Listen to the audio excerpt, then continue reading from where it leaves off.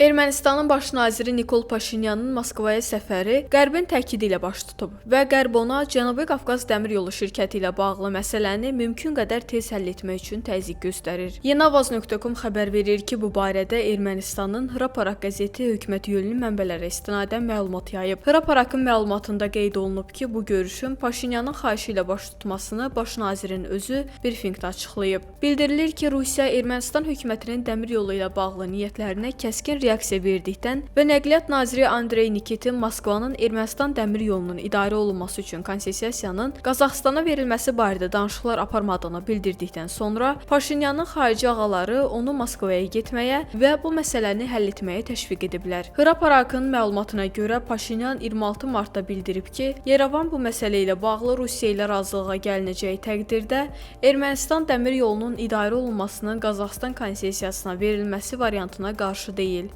Məlumat üçün bildirək ki, Ermənistan dəmir yollarını idarə edən Rusiyanın Cənubi Qafqaz Dəmir Yolu şirkətinin üçüncü tərəfə satılması ilə bağlı məsələyə Rusiyanın baş nazirinin müavini Aleksey Overchuk sərt münasibət bildirib. Overchuk TASS agentliyinə müsahibəsində bildirib ki, Ermənistanla bağlı vəziyyəti sözlərə görə deyil, əməllərə görə qiymətləndirəcəyik. Sitat: Bizim üçün aydındır ki, Cənubi Qafqaz Dəmir Yolu konsesiyasının hər hansı üçüncü tərəfə satılması üçün heç bir obyektiv səbəb yoxdur. Onlar əvvəlcə özəl elektroenergetika şirkətinin mülkiyyət hüququnu əlindən aldılar. İndi isə dəmir yolu konsesiyası məsələsi qaldırıblar. Buna necə reaksiya vermək olar? Statın sonu. Aleksey Overchuk müsahibəsində bildirib ki, Paşinyan Meğri rayonu ərazisindən keçəcək dəmir yolu xəttinin Rusiyanın nəzarətində olmasının bəzi dövlətlər tərəfindən qəbul edilmədiyini deyib. Stat: Ermənistan baş naziri Nikol Paşinyan müsahibə verərək Rusiyanın Ermənistanın inkişafına maneələr yaratdığını bildirib. O, dəmir yollarının idarə olunması hüququnun həm Rusiya, həm də Ermənistan üçün dost olan bir ölkəyə satmasını təklif etdi. Mövcud şərait nəzərə alınmaqla İran ilə sərhədə birbaşa bitişik olan Meğri hissəsinin